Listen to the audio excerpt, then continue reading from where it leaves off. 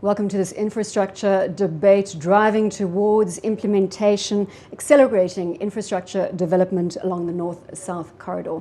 Coming to you live from Kigali, Rwanda, where the World Economic Forum on Africa is currently in session.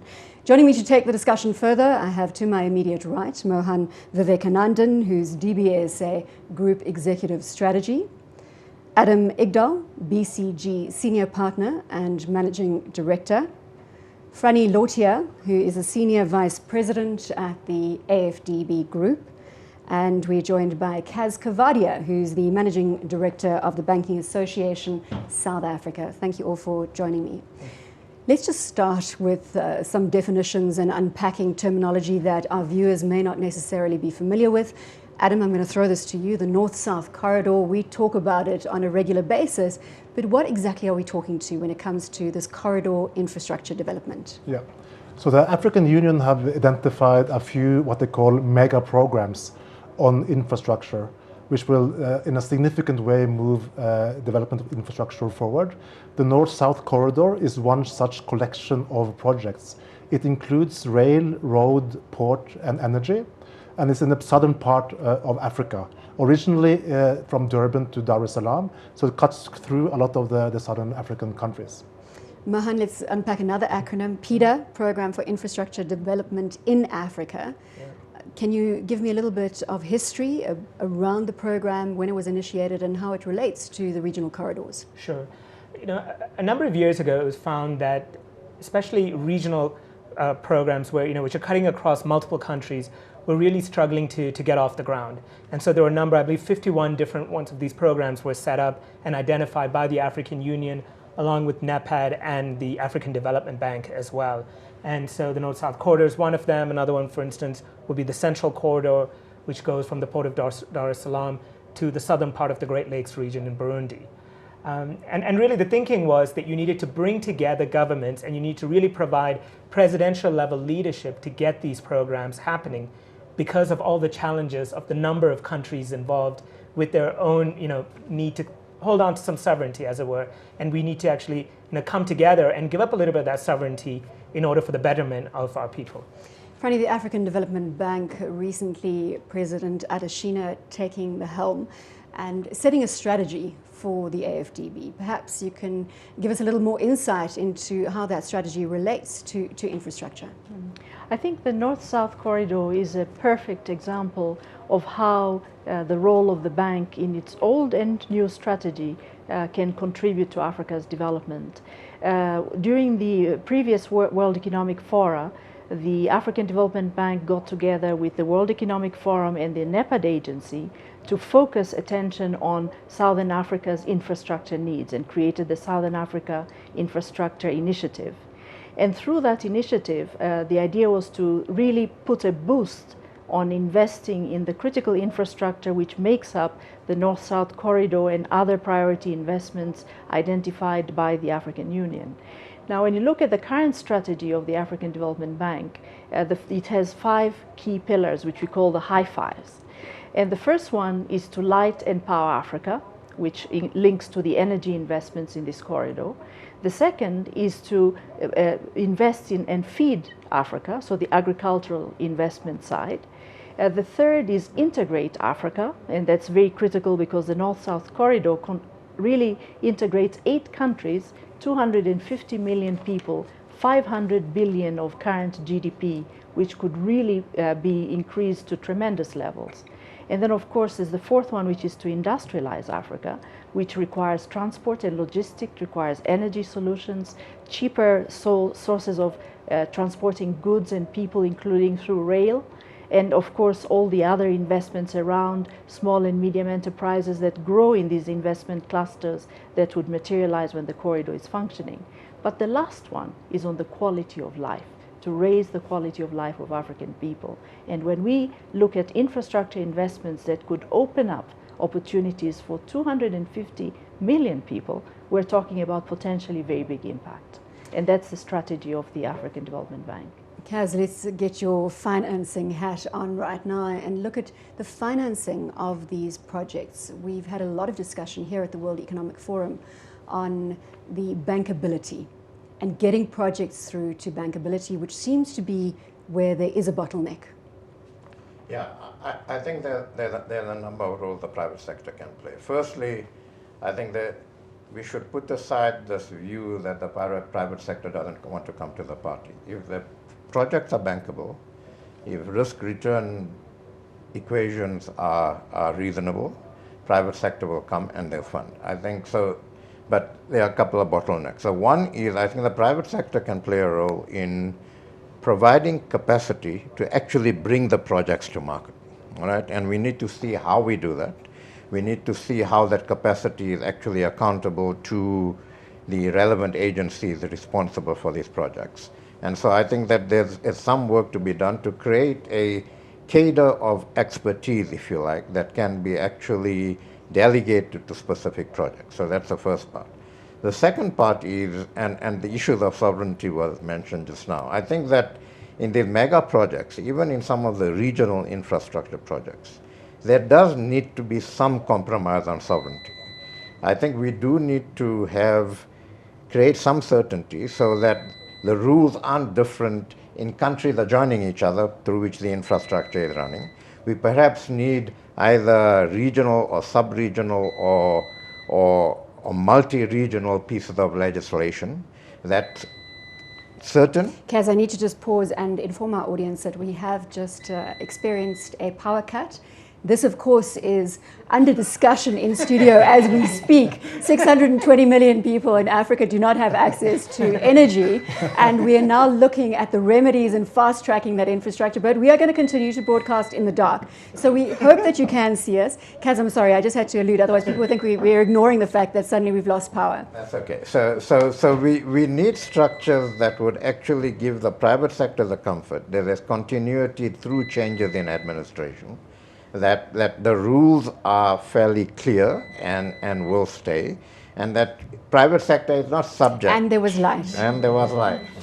and that investors are not subject to different, for instance, procurement and other procedures through the life of a project. And so we need to actually recognize that if we're having these super projects, then we need a different approach toward the governance of these projects that actually give comfort over a long time, because these are long-term investments, right? And so the governor of the Reserve Bank of Tanzania was saying earlier today that they borrow money, and because we are unable to actually get projects going, by the time they have to service that debt, the project isn't even on the ground, and they then run into a cash flow problem, okay? So these are issues that we need to look at, and I think that the private sector can provide the capacity. It has the capacity. I think we must utilize it, and then I think we need an approach towards governance of these mega projects that gives certainty and that actually creates a single set of rules that are followed by the entire project, and so countries will need to compromise a little bit on sovereignty, but we can manage those situations. Adam, you want to contribute to the bottlenecks. I know that this is high on your agenda. Yes, there's no doubt that bankability is the number one bottleneck, but we have also looked at three other bottlenecks we find very important. The first one is around the paradox between long-term and short-term, as Kaz mentioned. Infrastructure is by nature long-term projects, but politicians often have a short-term view in terms of the next election. So the first bottleneck that we see is that we need to get across the importance of having order in your own house, because these are also complex programs that needs different ministries to work together across disciplines. So the first one is getting your order in your own house. Which is the point that Kaz was making on governance. Yes, but the governance is actually my second point, because you have governance on different levels. You need the governance also on the presidential level, because this cuts across many different countries, and you have different treaties that has to be established and interpreted and implemented. But also on a project level, you need very firm governance. And not all countries in Southern Africa have the capabilities and capacity to drive these projects, because these are huge projects. So you also need to have different countries chipping in with both capability and capacity. And my third point is around private sector involvement. As governments have less money to spend, they will need to involve private sector much more. And when we talk to private sector, it's about involving them early enough, because you need private sector also in the project preparation phase, doing the feasibility studies. And many times we hear from private sector that they're not involved enough early enough. So those three bottlenecks we have identified. So let's throw another acronym into the mix, and that is the CBN, the Continental Business Network, which was developed in June 2015 and appears to apply to the PIDA, the Program for Infrastructure Development in Africa. This is the private sector that you are speaking about, Adam. Mohan, can you elaborate? Yes, it was formed because there was this feeling we do need to find a way to get more private sector involvement throughout the life cycle of these projects. And we wanted to create a group of leaders in the private sector that were going to drive this process. In fact, the DBSA, even though we're not a private sector member, we are also members of the CBN. But we're glad to see that such an entity exists to bring in the private sector as well. I mean, just one other thing. What I am seeing is that we're starting to get a lot of private sector involvement as project developers, especially a lot of private equity funds, including a lot of funds from the US and from Europe. But where they're able to come in is in smaller country-specific projects, specifically in the energy sectors. As we are getting to these bigger, broader, multi-country projects, that is going to be something difficult for them to take the lead on. So talking about taking the lead, President Jacob Zuma of South Africa is taking the lead. He is the leader of the North-South corridor. Yeah. Is he showing the appropriate leadership? Yeah, I think within the context of these structures, I think he is showing some leadership. I think that and Adam mentioned that at the presidential level there needs to be governance as well, and I think that is to a certain extent happening. I think the issue is at the project level, and the issue is also that we need to ensure that we talk of PPPs around these sorts of projects and so on. We need to ensure that those PPPs are equitable, and that's where the capacity into the public sector comes in, and I think, and I've said the private sector can provide that capacity. Mm-hmm. But I think that we also need to ensure that, structures like the CBN are very good.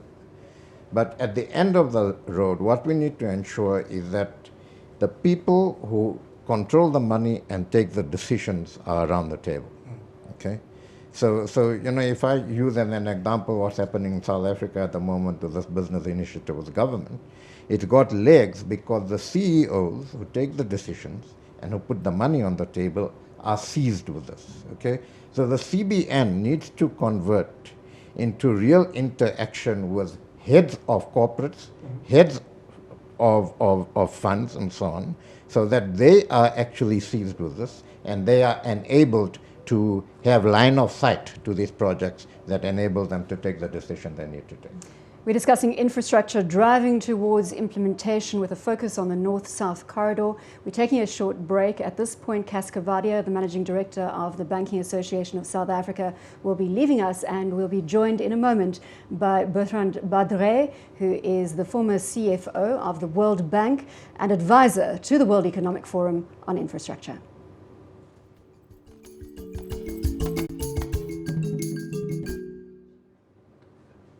Welcome back to our infrastructure debate, driving towards implementation with a focus on the North-South corridor. We're coming to you live from Kigali, Rwanda, where the World Economic Forum on Africa is currently in session.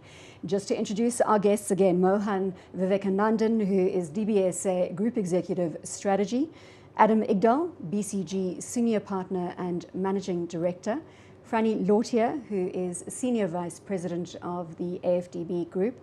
And we're joined now by Bertrand Badre, who's former CFO of the World Bank and a current advisor to the World Economic Forum on infrastructure. Bertrand, thank you very much for joining us. My pleasure.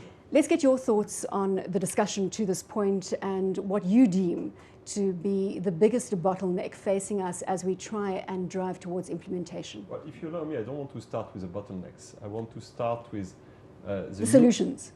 Well, no, I want to insist on the fact that we have, and it's very rare in life, an alignment of stars. What do I mean with that? I mean, we have the recognition that infrastructure are critical. It's no longer a bad word. So that's very important. Second thing, we also benefit from very low interest rate in the world, which means that infrastructure are more attractive relative to other asset classes. So I think it's extremely, extremely important. You have a global push everywhere to make infrastructure something central to the slowing of the of growth in the world.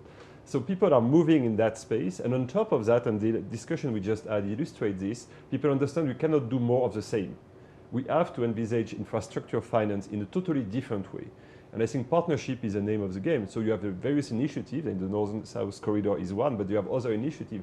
People understand it's no longer the government business, it's not just the private sector business, it's not just a public infrastructure business, it's a mix of all of this. And I think this is critical, but we also have to recognize that it's difficult. So the positive thing that people understand they have to work together, but we shouldn't use this as a kind of magic bullet and say, yeah, we're going to work together and we'll solve all the problems. We have to recognize that putting public and private together is challenging, because the private sector is somewhat suspicious of the public sector. They don't trust and the public one another. sector You is work with suspicious partners of that the don't private trust sector. one another. So I think this initiative is critical. We have to put people around the table. And I think, as you said, Adam, it's not just having the government sitting and then, oh my God, we missed 100 million, so let's call the private sector to the rescue. We have to sit together at the very beginning of the process. And we need to concentrate forces when they are most necessary. Of course, more public money at the beginning, because this is where the risks are the highest, and more institutional money at the very end when the project is up and running. So we have to redesign the whole ecosystem, and that's really the critical way forward. And I think we're getting there, which is a good news, but it's challenging. So we shouldn't oversell. We should over-deliver and undersell. So redesigning the whole ecosystem. Yes. That is going to take leadership. Absolutely, and I think ecosystem is the right word. You can see just a simple example when you take up the Central Corridor, which is a subset of the North-South Corridor. We have an alignment of the stars in terms of leaders who are coming together to implement. You found the visit to Kigali by President Magufuli of Tanzania, together with President Museveni of Uganda and President Kagame of Rwanda. They have taken up now focus on the Central Corridor. And with that leadership, you get then the interest from the private sector to come in and contribute. But the second piece is equally important, which is the role that multilateral development banks play, is to help in the de-risking side. And there are three critical areas in the de-risking side. The first one is supporting through grants and technical assistance the capacity building that is needed to have holistic plans. Because it doesn't make sense to build the subparts and then find that you don't have the connectors that would allow you to have, for instance, power pools. We're missing some 70 kilometers in order to open up a completely new power pool, for example. So having holistic plans, prioritizing the projects that need to be invested in, and then coordinating across countries. And it's very critical then for these regional economic communities, and we have three of them. We have COMESA, we have SADC, we have the East African Community, how they coordinate to have this program running in an efficient and smooth way. The second de-risking is in supporting areas where the private sector may not want to come up front, but could very easily support the investment long run. And therefore bringing instruments such as guarantees, supporting through blended finance and other tools that can encourage the private sector to take those long-term risks. But the third element of de-risking is to make sure we have a stable policy environment. And that's this politics-policy interface, which also depends on leadership. How to assure investors that the regime that they will be finding in terms of policy will be there and certain in the coming years so that they can calculate effectively the risk that they can take.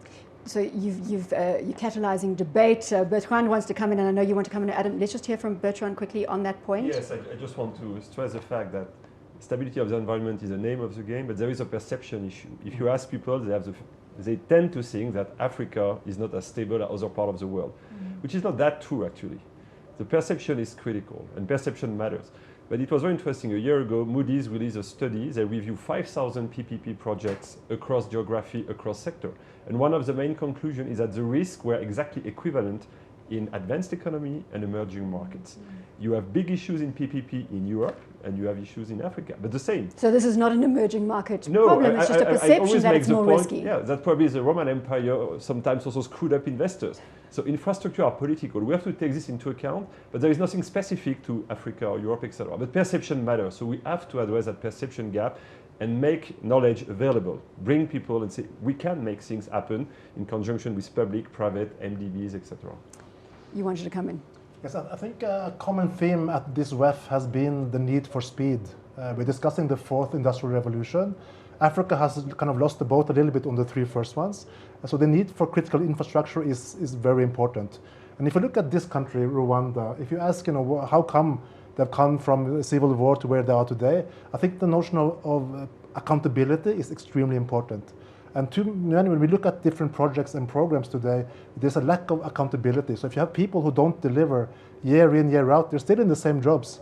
But without the accountability, you have to have both the carrot and the stick to move this forward in a meaningful way. I think there's one of the issues that I want to come in on, which is around the local capital markets and ensuring that these long-term infrastructure projects, which for the most part are going to be generating local currency revenues, are being funded as much as possible from local currencies as well. And I think this is something that the multilateral development banks and ourselves as one of the national development banks need to do a better job of, which is how do we find ways to bring in the local currency markets and local financing for it. I think some of the countries like South Africa... This is talking about deepening domestic funding markets. And the Financing for Development Conference from Addis last year had highlighted this issue as well, the need for local resourcing and for local financing to come through. I think Ethiopia is doing a fantastic job of that right now. South Africa has done that as well. But I think more and more countries need to build that capability. How quickly can that happen, though? Isn't that a long-term game? And we're talking about a very illiquid market generally across Africa when it comes to domestic markets. You have to start. Yeah. And you have to start. I mean, we did this in Rwanda 2 years ago when IFC issued a bond in Rwanda franc. And just by that, we multiplied the size of the market by 10.